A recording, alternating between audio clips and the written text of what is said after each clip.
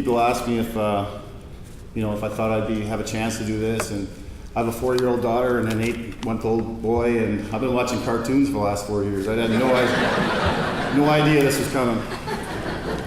So I was lucky enough to win an award here in 1991, and I got treated like gold here when Winnipeg hosted the Grey Cup, and it was an unbelievable time. And now this here in Winnipeg, it's awesome. The golf game yesterday was great. We met so many good people, and it's no wonder why the retired players from Winnipeg all stay here. What a great place.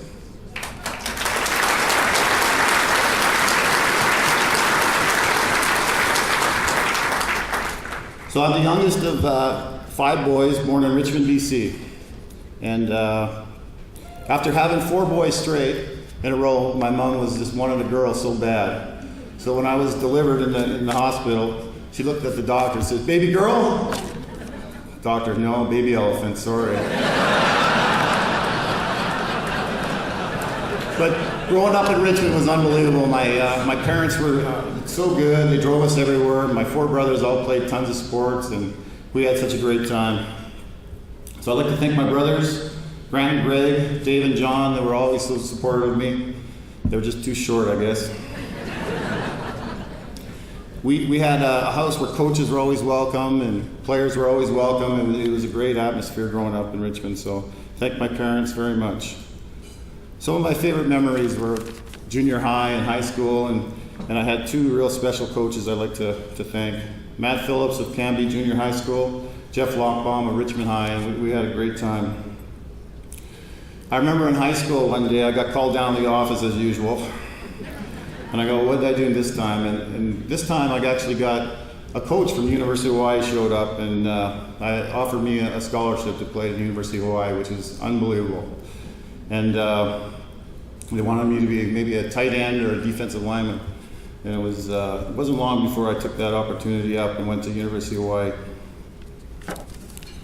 So before getting on the plane, my mom and dad sat me down and said, my mom wanted me to be a defensive line, get some sacks, make some tackles, make a name for yourself. And my dad, no, you want to be a tight end. You want to, catch touchdowns and be like Joe Lepowski and get all the chicks.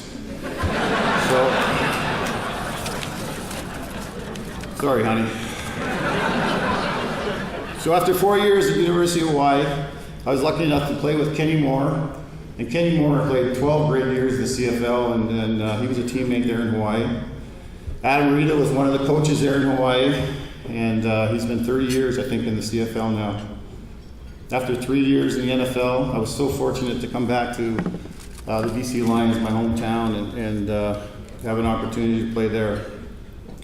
I had 5 offensive line coaches that I want to thank. Steve Barato, Ron Smeltzer, Bob Hefner, Gary Hoffman, Charlie Carpenter. I'd like Gary Hoffman to stand up. He's just a great offensive line coach, and he's here tonight.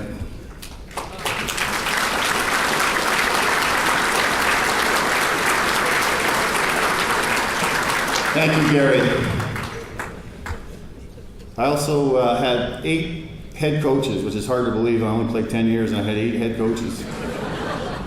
Bit of a coach killer, I guess. Don Matthews, my friend Larry Donovan, Jim Young, Bob Vilovich, Larry Kaharich, Dave Ritchie, and Adam Rita, who is fitting to be my last head coach. I also played with some great quarterbacks: Conrad Holloway, Roy DeWall, Matt Dunnigan, Danny Barrett, Doug Flutie, Joe Powpow, and Danny McManus. But most of all, I have to mention the offensive line I played with: Bill Henry, Bob Skemp, Kevin Powell, Rob Smith, Gerald Roper, John Blaine, Kent Warnock, who's a defensive lineman, but he's such a great guy, I mentioned him. Jamie Terrace, Carl Coulter, Rocco Romano, Ian Sinclair, and special thanks to Leo Gronewagen, who is beside me all the time. So, Leo, thank you very much. I also like to thank the training staff of the BC Lions: Bill Rochelle, Creighton O'Malley, Cato, and all the doctors that I had over the years. So I got a couple of Blue Bomber stories here, since we're in Winnipeg. Hopefully these work out. It was always great playing in Winnipeg. It was so easy to get psyched up. James West and Ty Jones, they were unbelievable. It was always, yo mama, Mills, yo mama so ugly. Mills, yo mama. Where's Army boots? Mills, yo mama, yo mama, yo mama. And after 5 years of hearing that, they actually signed with BC, and I'm going, how is this going to work out? So actually, after a couple weeks of meeting these guys, they were actually really good guys, and my parents were at training camp. And I brought them over to meet my parents, and I said, what did you guys used to say about my mother? The only time those guys were ever quiet. It was like, This other story, we used to do coaching clinics, and a player from each team would go on the road, and we'd coach kids, and we'd spend the night and fly out the next day. And this particular time, we were in Saskatchewan. And after the practice, we all went out and had a few beers and went to bed. And I woke up in the morning and I was all blue. And I'm going, what? This is different. And I guess Chris Walby snuck into my room and put invisible dye in my bed. The stuff that bankers use and for people stealing and stuff. And I didn't know what was going on. I had to catch a plane. I tried to wipe it off, and I turned purple, actually. So I got to catch this plane. And so I'm in the airport, and I got all these kids want my autograph. They thought I was Barney.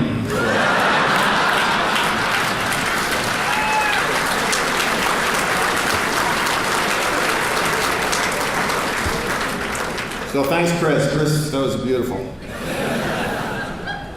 There's so many, I feel so lucky because there's so many offensive linemen just as deserving of this award. I feel honored and to be selected by the selection committee.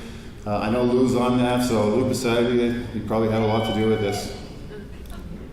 I'd like to also thank the media who's been great to me over the years. Jim Taylor, Don Taylor, Gary Kingston, John McKeechee, J. Paul McConnell.